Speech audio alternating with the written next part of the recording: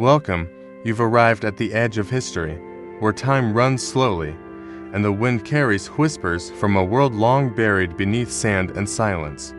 Tonight, we journey far from the noise of the present, to ancient Egypt, not the Egypt of postcard pyramids or golden masks under glass, but the one beneath them, the one that sweated, scraped, and knelt. You may have heard of Pharaoh's divine rulers glittering in lapis and gold. But have you ever wondered about the hands that carved their tombs?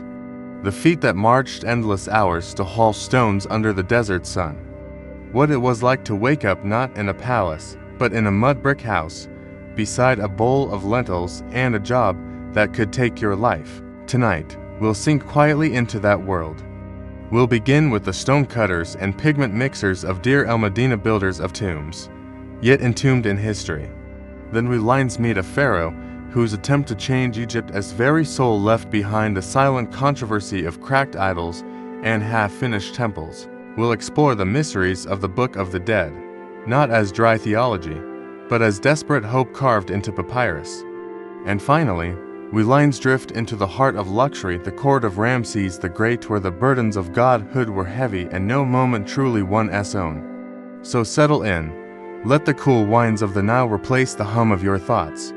Let the rhythm of the past lull you, and as you listen, imagine the lives of those who once stared at the same stars above the desert and wondered, as you may now, how did it feel to be forgotten? Imagine, just for a moment, that you are no one special. You are not a pharaoh, not a priest, not a noble scribe whose name will be etched in ink and stone for thousands of years. You are a man of callous hands, of thick shoulders and aching knees. You are a tomb builder, one of many, and your story, like so many others, will fade. But tonight, we'll follow you. We'll rise with you before dawn, as the sky above Deir el-Medina is still a deep, velvety blue. The stars are beginning to yield to the day, but the chill still clings to your skin, and the air holds the stillness of sleep not yet broken. Your house is modest, built from sun-dried mud brick, its roof flat, its windows small and high to keep the worst of the heat away. Inside, the walls are bare, save for a few symbols painted in ochre, perhaps a protective eye, or a faded figure of a god. The floor is hard, but you sleep on woven mats, beside your wife, your children nestled close. You do not stir gently, you rise with the first rustlings from other homes, with the quiet thud of sandals and the scent of barley bread already baking in distant ovens. You eat little, bread, mostly, dipped in water. A few dried figs if you're lucky. You take what's left from last night's stew, now cold and congealed, and scoop it quickly into your mouth. There is no time to linger. You gather your tools, a bronze chisel dulled from weeks of labor, a wooden mallet smoothed by your grip, a pouch of pigment powder made from crushed stone and minerals. You tuck it into your belt, adjust the linen cloth around your waist, and step out into the early morning. The village of Deir el-Medina is already alive. Men shuffle toward the edge of the cliffs, toward the road that winds across the rock to the Valley of the Kings. Women fill water jars. Children watch silently from behind walls. This is not a place of strangers. Every face is known, every absence is noted. You are part of a crew: artists, artisans, laborers, stonecutters, painters. Together, you work to build what no one living will see completed. Tombs for kings, carved deep into the rock, decorated in colors that the sun will never touch. The walk to the work site is long and uphill. The terrain is harsh, stones shift beneath your sandals. Dust coats your legs, but the landscape is familiar. You have made this journey countless times. By the time you reach the tomb entrance, the sun has fully risen. The heat begins to press, but inside the tunnel, it is darker, cooler. You light a torch, and the smoke curls upward in thin ribbons that leave a bitter tang on your tongue. The scent of pitch and burnt cloth lingers in your nostrils. You do not speak much. Words are scarce here. The rhythm of hammers and chisels will soon fill the space, and so your day begins. You take your place on a low platform, chisel in hand, and begin to chip away at stone. The sound is steady. Tapping, scraping, the occasional crack of something deeper breaking free. Limestone, soft, but unpredictable. Sometimes a section will flake neatly, almost obediently. Other times, it resists stubborn and cruel. A misplaced blow could shatter a wall, or worse, cause a collapse. You've seen it happen, you remember it well. There was a morning not unlike this one. The air was heavy. The stone had begun to groan under the weight of the carving. A man, a friend, not just a worker, was smoothing the ceiling when a crack, invisible in the dim torchlight, split open. A moment later, the ceiling fell inward. No screams, just a sickening hush, a rush of dust and silence that swallowed the sound of tools. He was buried before you could move. The overseers removed his body quietly. The work paused, but only briefly. The king's tomb could not wait. The afterlife was impatient. Back then, you felt something. Fear, grief. Now, it's just memory. You work until midday. Your hands cramp. Your back stiffens. You pause only when told to. The meal is simple onions, lentils, barley bread. A watered-down beer, flat and sour, but cool. You sit on a stone outside the tomb, wiping sweat from your brow with the back of your hand, watching a cloud of flies hover over a discarded cloth. When you return to work, you move to the decoration chamber further in, where the walls are ready for paint. You mix pigments from red ochre, yellow arsenic, blue frit. The colors are vivid when fresh. You know they will fade. All things fade. You paint gods with heads of falcons, of jackals, of cats. You paint pharaohs offering gifts, walking beneath stars. You do not ask whether the gods exist. You do not wonder if the pharaoh truly deserves such care. This is not a place for questions. The tomb must be perfect. The journey to the afterlife is treacherous. Your brush, your hand, might make the difference between peace and eternal wandering. It's strange, isn't it? The one who will sleep in this tomb will never see your work.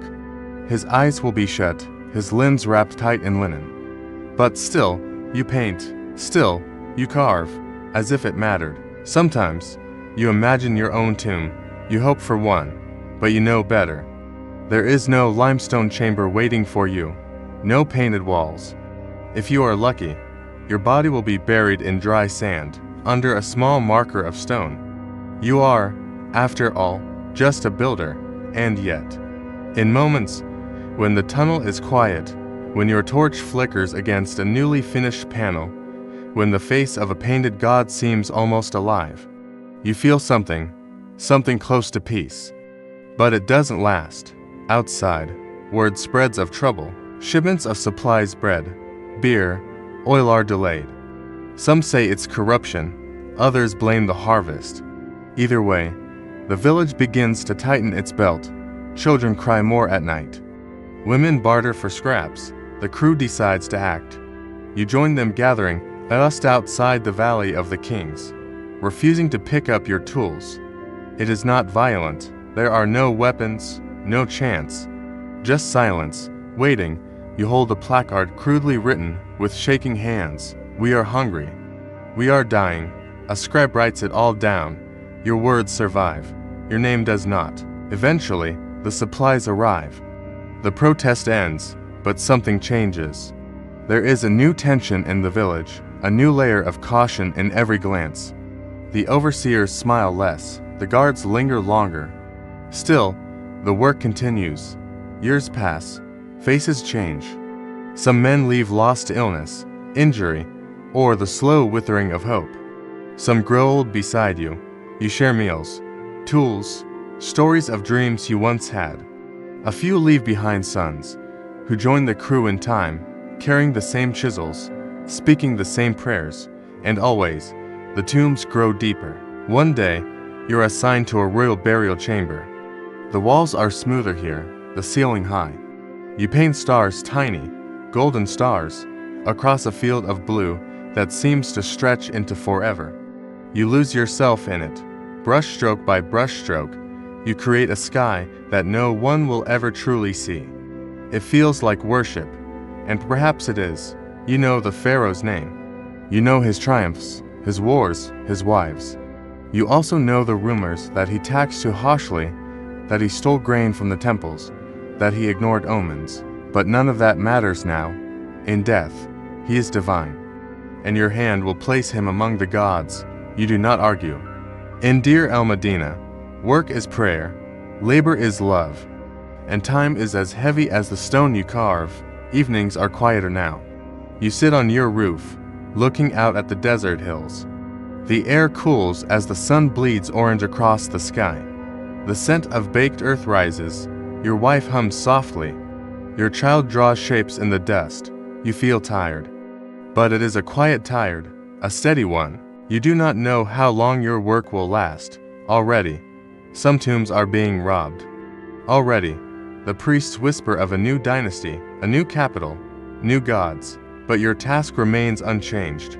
A chisel, a torch, a tomb that must be perfect. Tomorrow, you will rise again before the sun. You will walk the same path, feel the same stone beneath your hands. And perhaps, one day, long after you are gone, someone will find your work. They will see the brushstrokes, the careful lines, the faded names in cursive script. They will wonder who painted them. They will not know you. But for a moment, they may feel your presence. That is enough. And so, as the night deepens around you, and the desert cools to hush, you lay your tools beside your mat and rest. The tomb will wait, the pharaoh dreams, and beneath the earth, your story lingers quiet as dust, steady as stone. Imagine a desert morning, as quiet as a held breath. The sun is rising over a city unlike any other in Egypt, one without temples to Amen, without statues of traditional gods. Instead, the walls gleam with sunlight and smooth white stone. This is Akhenaten, a city built from scratch. A city with only one god. This is your home now. And your king, your pharaoh, is Akhenaten. At first glance, he looks different. His face is long, almost strangely so. His limbs are slender, his torso soft, not the muscled warrior king of tradition, but something else delicate, abstract, almost otherworldly. When he walks, he does not hurry. He speaks softly, but those around him lean in, straining to hear. There is gravity in his words, in his presence. You do not understand everything he says, but you know it matters. You are a servant in the court, and you do what you are told. You paint, you carve, you build. But more and more, what you are told to build is different. No more scenes of gods with jackal heads or falcon wings. No more towering statues of Osiris or Thoth. Instead, there is only Aten, the sun disk, a radiant circle with rays reaching down like fingers, touching the noses of the king and his family, the traditional gods. They are gone. Their temples lie in shadow, their priests dismissed. In their place, Aten rises, and Akhenaten-born Amenhotep, son of Amenhotep III, declares that this god alone rules the heavens. You hear whispers, heretic, madman, visionary. You do not know what is true. What you do know is that life is changing. The capital has been moved from the great city of Thebes to this newly built Akhenaten, now known as Amarna. An entire city has risen from the desert in record time. Homes, palaces, gardens, and courtyards, all devoted to one vision. A place of sunlight, open skies, and endless praise to a single god. You see Akhenaten often. He walks the city with his wife, Nefertiti, who is almost as striking as he is. Together, they present a new image of royalty, intimate, almost tender. They are seen embracing, playing with their daughters, receiving the sun's blessing. No pharaoh before has allowed himself to be seen so human, so unguarded, and yet there is power in it. Akhenaten speaks of truth, of light, of devotion. He claims that all creation flows from Aten, and that he, Akhenaten, is the sole intermediary. No longer do priests carry the prayers of the people. No longer do temples echo with hymns to many gods. Now, it is the pharaoh alone who hears the voice of Aten. It is beautiful and terrifying. For centuries, Egypt's gods have been many: Amun, Mut, Honsu, Isis, Osiris, Set, Hathor, Bastet. Now they are silent, their images are defaced, their names scratched from stone. You pass statues where faces have been hacked away, erased by decree. Walls that once displayed colorful myths now bear only the disk of Aten. You are told to paint it again and again. Rays reaching down, always ending in tiny hands, touching, blessing, bestowing life. You comply, but you wonder, what happened to the old gods? Do they still watch? Some say yes. Quietly, behind closed doors, offerings are still made. Old prayers still whispered, but openly, only Aten remains. In the court, Akhenaten is increasingly isolated. He no longer attends ceremonies in the old style. He rarely leaves the city. His letters to foreign kings grow stranger, more insistent, more poetic, less political. The empire's borders strain under pressure. The Hittites move in the north, Nubia resists in the south. But Akhenaten seems unconcerned. He writes hymns, he watches the sun. He speaks of harmony and eternal light. Some days, he does not emerge at all. You begin to see cracks in the perfection of Akhenaten. The houses crumble more quickly than expected, built in haste, on soft ground. The walls warp, the Nile shifts course. In summer, the heat becomes unbearable. Food shipments are delayed. The markets are thin, soldiers grumble, and then the tragedies begin. One by one, daughters of the royal family vanish from public view. Some say they died, others say they were sent away. Nefertiti, once ever present beside the pharaoh, no longer appears. Her name, once carved in grandeur, fades from stone. There is no announcement, no funeral, just silence. You do not know if she has died or fallen from favor. Some say she rules in disguise, now taking on a new name. Others say Akhenaten has retreated into his vision so fully, he no longer sees anything else. The city begins to lose its spark. What was once a glowing promise now feels like exile. The courtiers grow thin, the music fades. Ambassadors from foreign lands arrive, but leave unimpressed. Where once Thebes buzzed with ceremony and splendor, Akhenaten lies quiet, devout, but crumbling. And then, Akhenaten himself disappears. Some say he died. Some say he was murdered. Others claim he vanished into the desert, chasing the sun. No one truly knows. What follows is erasure. The next rulers move quickly. They abandon Akhenaten. They return to Thebes.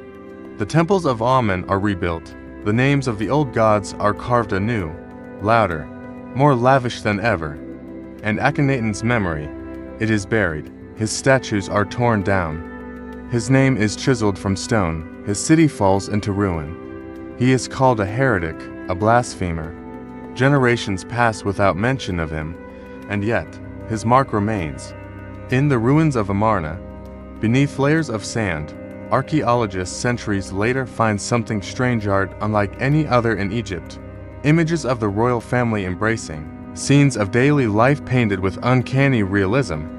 Hymns to a god who left no myth, no face, only light. They find letters, foreign correspondence written in cuneiform, packed with confusion, pleas for help, unanswered cries. A crumbling city planned with symmetrical elegance, abandoned in haste. And the face of Akhenaten, elongated, almost alien, looks up from the stone, still serene, still soft. Some say he was the first monotheist. Others say he was simply deluded. A man lost in a vision that the world could not yet accept. But for a time, under the Egyptian sun, he ruled alone. His god had no temple. His people had no other voice. And Akhenaten was the bridge between light and life. And then he was gone. Now, as you lie in the quiet of your room, drifting towards sleep, imagine walking those empty avenues of Akhenaten. The stones are warm beneath your feet, the sky wide and endless above. The wind rustles through broken columns. Somewhere, a painted disc still lingers on a crumbling wall, its rays reaching down, searching for someone to bless, perhaps you. The candle flickers low beside your bed, The air is still. Your thoughts, heavy with distant sands and forgotten kings, drift now toward death, not the end, but the passage. A transition, as the ancients once believed, from this life to something more enduring. Imagine, then, that you are no longer alive. Or, rather, imagine that you have just died in ancient Egypt. Your body lies still, wrapped in linen, cooled by the shade of the embalming room. But your soul, in its invisible form, stirs. You have become Akh, the transfigured spirit. And you are not yet safe. You have a journey to make. And the path before you is long, perilous, and filled with judgment. This is where the Book of the Dead begins, not a book in the modern sense, but a collection of spells, prayers, and instructions. A map for the departed, a guidebook not of geography, but of existence beyond the flesh. To live again, the Egyptians believed, was not automatic. You had to earn it, through knowledge, through ritual, through righteousness, and above all, through navigation. Let us walk that path together. Slowly, let us enter the underworld. It begins with darkness. Not fear, exactly, but wait. A thick silence pressing around you. Your soul is disoriented. No longer in the world of breath and bone. You drift through the dew at the Egyptian underworld, a place not of fire and brimstone, but of mystery and shadow. The Book of the Dead, often painted on papyrus, or inscribed on tomb walls or coffins, lays out what must be done. You must know the names of the gatekeepers, the secret words, the sacred phrases. Without them, the doors will not open. Spell 17 tells you how the universe began. It reorients you, placing you in context, connecting your soul to the divine. It tells you that you are not just drifting, you are on a sacred course. Then come the rivers, winding like veins through the night. You must cross them in a bark or boat, guided by spells. In spell 99, you are transformed into a swallow to fly, to observe. In spell 86, a heron. In spell 77, a serpent of fire. These transformations are not just magical, they are functional. Each form offers you a different kind of power, a different way to survive, and you must survive. For the dew is not empty, it is inhabited. You meet beings with lion heads, serpent bodies, and horns. Some help, some harm, some simply ask questions. In spell 125, the most famous and perhaps the most crucial moment arrives, the weighing of the heart. Your heart, which holds all memory, all truth, is placed on a scale, and on the other side, a feather, the feather of Maat, goddess of truth, balance, and justice. You stand before Osiris, the god of the dead. He sits on a high throne, silent. Beside him are 42 judges, each representing a province of Egypt. Each will ask you questions. Have you stolen? Have you murdered? Have you lied? You must answer, I have not. This part of the Book of the Dead is sometimes called the negative confession, not because it denies wrongdoing, but because it affirms righteousness. 42 times, you deny sin, but your words are not enough. If your heart is heavy with guilt, if the scale tips, you are devoured by Ammit, the eater of souls. Part lion, part crocodile, part hippopotamus, there is no second chance. If the scale balances, you are declared justified. You may pass. But the journey is not over. You must still face obstacles, gates, fires, monsters, and puzzles. The Book of the Dead arms you with spells. Some are practical, spell for not dying a second time. Others are oddly specific, spell for not being forced to eat feces in the underworld. They speak of real fear, of losing one's body, of being forgotten, of wandering endlessly without peace. The ancient Egyptians believed that to know the name of a thing gave you power over it. So the Book of the Dead is full of names of demons, guardians, rivers, knives, serpents. With these names, you may speak, command, or appease. Without them, you are at their mercy. You carry a map, but the map is written in riddles, and the roads shift. You must pass through fields of reeds, symbolic of paradise.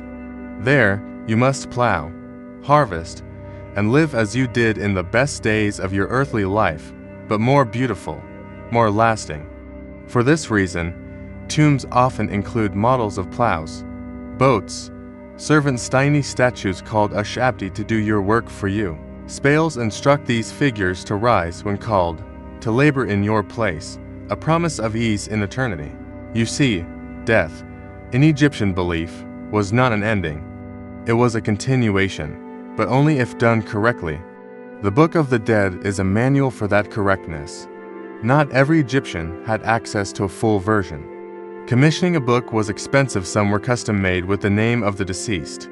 Others were sold with blank spaces to be filled in later. The most famous copy we have today is the Papyrus of Ani, a beautifully illustrated scroll over 70 feet long, housed now in the British Museum. Its pages reveal not just doctrine, but art's soft colors, delicate figures, an entire worldview rendered in line and hue. And the tone, calm, methodical, loving, even. The book is not meant to scare, but to assure. It says, yes, death is hard, but we have prepared you. You are not alone. Back in the tomb, your body lies undisturbed. Around you are inscriptions from the book, sometimes literal, sometimes symbolic. On the sarcophagus lid, a pair of eyes are painted to let you see out. Beside your jars, canopic jars holding your liver, lungs, stomach, intestines, each protected by one of the 4 sons of Horus. You are mummified not just for preservation, but for resurrection. Your mouth has been opened in the opening of the mouth ceremony, an ancient rite performed by priests, allowing your soul to eat, speak, and breathe in the afterlife. A ritual tool touches your lips, unlocking your senses. You are ready. Your journey continues. The Book of the Dead follows you, still its words hovering in your mind, like remembered prayers. You walk now in the presence of the gods. You meet Ra in his bark as he journeys through the underworld each night, defeating chaos and ensuring sunrise. You stand among the blessed dead, those who have made it through. You become eternal. But what of those who remained? Back in the world of the living, your family prays to you. They pour libations, burn incense, offer bread and beer at your tomb. They call your name, for to be remembered is to live. The Book of the Dead helps them too. It reminds them what to say, what offerings to make, how to keep your spirit near. In Egypt, memory was survival. To be forgotten was a second death. This is why names were so important, why tomb robbers were feared not just for their theft, but for the potential erasure of identity. Some pharaohs went so far as to place curses on their tomb walls, warning intruders. May the crocodile be against you in water, the snake against you on land. May your name not be remembered. And yet, many names faded anyway. But the Book of the Dead endures. Its secrets still whisper through museums and tombs, on faded scrolls and carved lintels. Not magical in the supernatural sense, but in the human sense, an attempt to make sense of what lies beyond.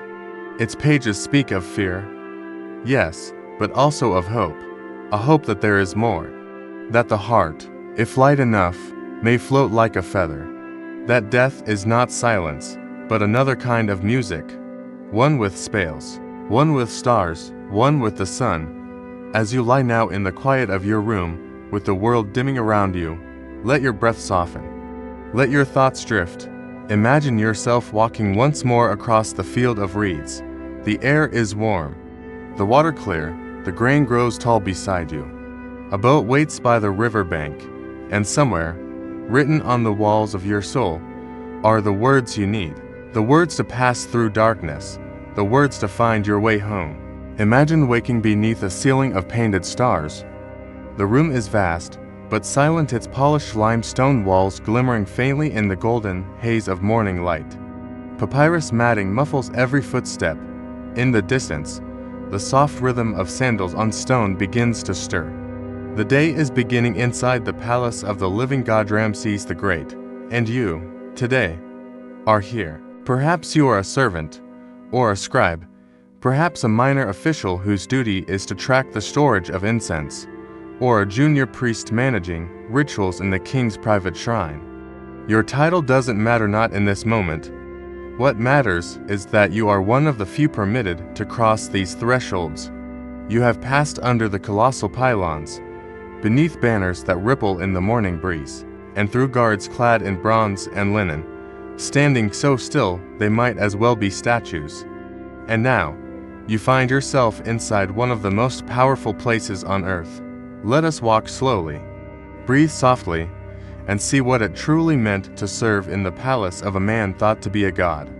Ramses, later known as Ramses the Great, ruled Egypt for 66 years, a reign longer than many civilizations survive. By the time of his death, he was nearly 90 years old and had fathered more than 100 children. His rule was marked by grandeur, war, diplomacy, and relentless self-promotion. But behind the monuments and myths was a living man and a living court. Step with me now into the palace complex at Pi-Ramesses, the House of Ramses, which sprawled across the eastern delta. Built on a grand scale, the city was planned to reflect not only the strength of the king, but his divine order.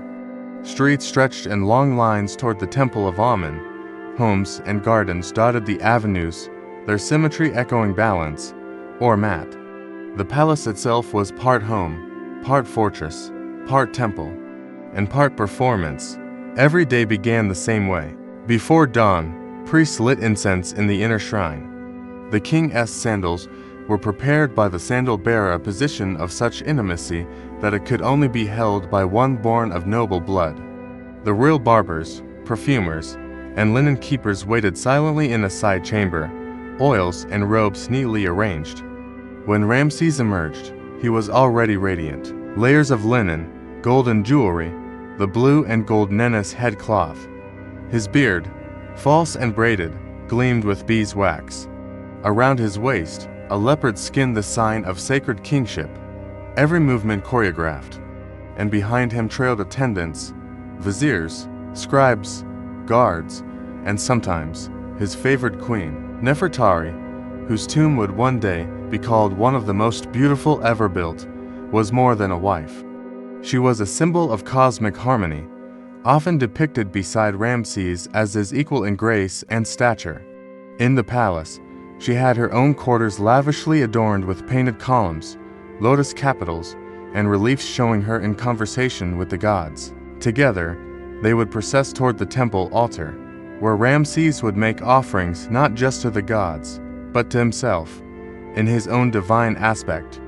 Imagine the scent of frankincense curling in the air, the murmurs of hymns rising as priestly choirs begin their songs.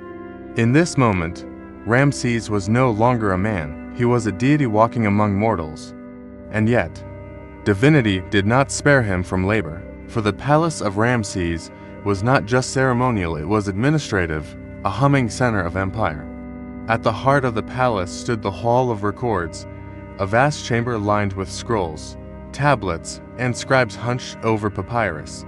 Here, the grain stores of the Nile Valley were tracked, military rations calculated, temple donations audited. You might hear the rustle of papyrus, the rhythmic scratch of reed pens, the low chanting of dates and figures as junior scribes read aloud for verification. Scrolls were catalogued on wooden shelves, each bearing the mark of the district, temple, or barracks it concerned. Everything was counted, everything was logged. Ramses ruled not just by sword, but by spreadsheet. Messages arrived from across the empire, clay tablets from Hittite kings, scrolls from Nubian governors, tribute lists from Libyan chieftains. They were translated, annotated, and delivered to the office of royal correspondence. Every reply bore the official seal of the pharaoh, and most were written in careful, practiced phrases, gracious, confident, and always reminding the recipient of the divine favor upon the throne of Egypt. Outside the halls, the palace buzzed with other rhythms. Cooks in the royal kitchens prepared vast meals, bowls of dates and figs, roasted duck, lentils stewed in garlic and coriander. The aroma lingered in the air, carried on the warm breeze that moved through open courtyards. Children of the royal household, dozens of princes and princesses played in shaded gardens, their laughter soft, their sandals scattering fine sand across the tiled floor. In another chamber, Royal artisans laid out new work amulets, ceremonial axes, golden bracelets shaped like coiled cobras. These were not trinkets, they were gifts, diplomatic tokens, offerings to temples, or burial items for the future. For even a god-king must die, and preparations for the next life never ceased. The palace was filled with the future and the past. Portraits of earlier pharaohs watched from the walls, their eyes dark with kohl, their lips fixed in eternal serenity. But none would match Ramses. He would ensure that his likeness adorned every pylon, every colossus, every temple relief. He had statues raised over 70 feet tall, temples cut from stone, his name etched in cartouche thousands of times, each a whisper of permanence. But what did it mean to be Ramses, within these walls, to wake each day and perform perfection, to speak as a god, while managing grain shortages, border skirmishes, squabbling priests, and an empire of countless moving parts? It meant vigilance, and ceremony, and repetition. Imagine the late afternoon, the heat begins to mellow. Sunlight filters through columns painted in soft blues and greens. Lotus blossoms drift in stone basins.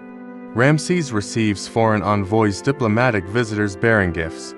Their presence is both real and symbolic. They bow deeply, place their tributes upon silver trays, and speak in rehearsed humility. Gold, lapis lazuli, incense, exotic animals, all carefully recorded by scribes who stand quietly at the edges of the hall. Ramses listens. Sometimes he speaks. Sometimes he simply smiles and lets silence speak for him. You sit at the edge, your stylus ready, noting every gesture, every item received, every phrase used. You are part of the mechanism of memory. Your records will shape how this day is remembered, how the king will be seen by posterity, by the gods, by the generations yet unborn. And outside, in the heat that never quite fades, labors chisel his image into another temple wall, another monument, another proof of eternity. Evening in the palace is quieter. Candles glow in wall niches. Musicians pluck lyres and play soft rhythms on frame drums. Dancers move like flame, their limbs weaving sacred stories. A banquet is laid, silver platters, ivory cups, delicacies brought in from across the Nile's reach. But Ramses eats little. He listens to court poets reciting hymns, to generals reporting movements, to priests forecasting omens. Behind the grandeur, the rhythm of rule continues. Later, in his private quarters, the king washes in perfumed water. His attendants anoint him with oils, cedarwood, myrrh, cinnamon, a ritual as much as rest. His bed is raised, carved of ebony, inlaid with ivory and gold. Silk curtains sway faintly in the night breeze. He closes his eyes. Tomorrow, the world will again await his command, and you, as you leave the palace, your tasks done, the moon has risen, the city glows with quiet life. Torches flicker along the avenue of sphinxes, dogs bark in the distance. Somewhere, a priest finishes the last rite of the evening. You walk slowly, the cool stone beneath your feet. You glance back once, at the towering gates, and you realize though you are small, your hands helped build this story. Your ink, your steps, your silence. Inside those walls, Ramses still sits, king of kings, son of Ra. But out here, in the hush of night, the palace becomes just another shape in the dark, a shadow, a breath. And the stars wheel overhead, as they always have, as they always will. And now, the journey ends. You've walked the dust-heavy tunnels of Thebes, hammer in hand, breathing torch-lit air and carving eternity from rock. You've stood in the soft radiance of Akhenaten, watching a pharaoh speak to the sun and shape a kingdom of light and silence. You've passed through the gates of the Duat, heart in hand, guided by the sacred whispers of spells and the memory of your name. And you've walked the cool stone halls of a golden palace, beneath painted ceilings, in the presence of a king who dared to live as a god. From sweat-soaked labors to star-kissed deities, from incense to ink, from the cradle of daily struggle to the vast chambers of power and the tender hope of life after death, this was Egypt. Not just a land of pyramids, but of people, not just statues, but footsteps, and not so different, in the end, from us.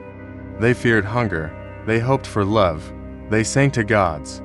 They wrote down their names, over and over again, not because they were proud but because they were afraid of being forgotten. Now, as you lie here in your own stillness, breathing softly in the dark, you carry their stories.